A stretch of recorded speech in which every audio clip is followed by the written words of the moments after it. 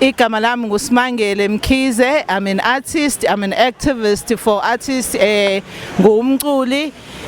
Into engenze la ukuthi ngize la kwi-picketing ukuthi siyama artist KZN throughout the country asiwatholi amalungelo ethu.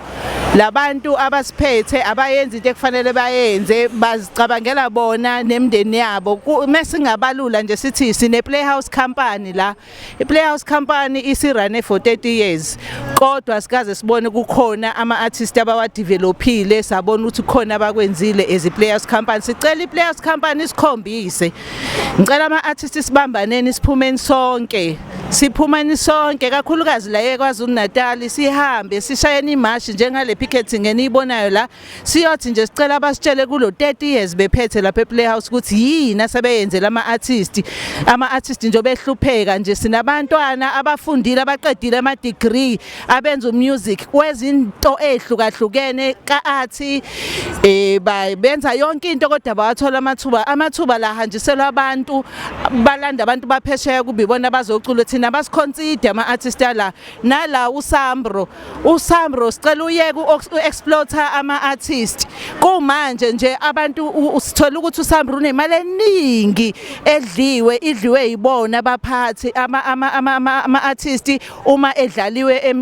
ema-radio station nakephi endaweni lekudlala khona amaculo wazo imali yayizi kuona iza kubaphathi bona abazibhenefithelayo kanye no-art and culture awuyeke ukuqasha ama-officials angazi nge-industry yethu sinje ingoba u-art and culture uqasha abantu abangazi ukuthi kufanele benzeni kuthina kuma-artists bayiqashela abantu babo ababathandayo even kuma-position afanele ngaba run abantu abafundela umusic awake ingakho kunje sicela yonke lento iphele sicela ukuthi nje ama-artist asibambaneni asiyekeni ukulwa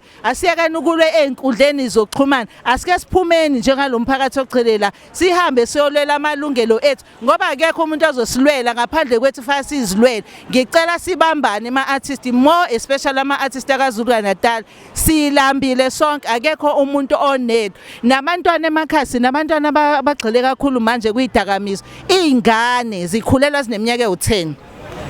abantu abafundile manje abanama-degree bagcwele emgaqweni ngoba ayikho into abazoyenza bakhathele nabo ukuhlukunyezwa emakhaya kuthiwa wena uhleli uqeda ukudla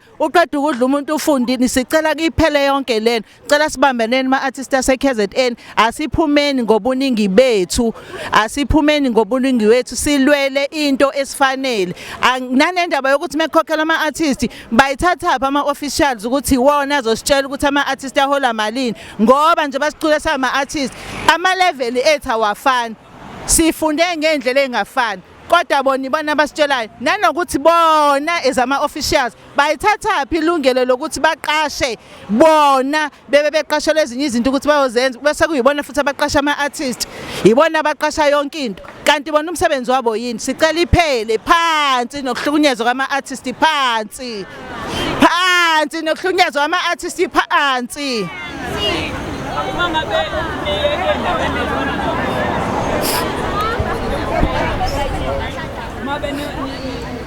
nilandela imigodi le mhlambe njengocela ukuthi nani banidevlop iziphi ingqinamba eniyanhlangabezana yabona mina ngizokwenzela umzekelo nje mina iPlayhouse njengoba namanje ngisabhalile futhi ngifuna abaphathi bayo babone ukuthi lo sisi lo sakhona futhi akakaphela amandla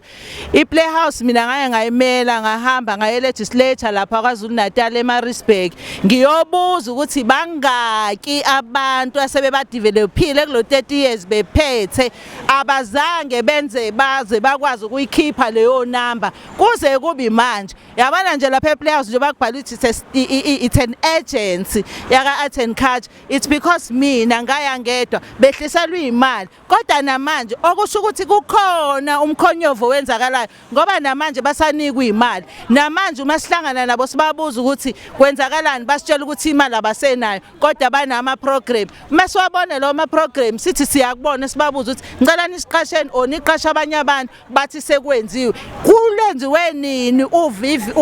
lento yokuthi bakhethe ama-artist ubona usubona ngama-program ubona usubona ngelist and banento abayenzayo ngisacela nje iPlayhouse company more especially lo baba ophethe i-orchestra uMr Tembe ayiyeke lento yokuthi ekhona ama-opera artist akhona eculayo le KZN aleculisa umuntu oyedwa. Akayiyeke lento ayenzayo siyeza sama artist ukuthi asitshele ukuthi what criteria ayisebenzisa ngaso sonke isikhathi uma kunama event ePlayhouse kukhona nje umuntu oyedwa oculisa. Mina sengikhulumela mina myself ngaya kuyena ngamcela ukuthi ngicela ngisebenzise abazange bangisebenzise sicela nalento yabo iphele kuma government function ukuthi abayeke indaba yokuthi mekunama event badlala ama CD abayeke ukudlala ama CD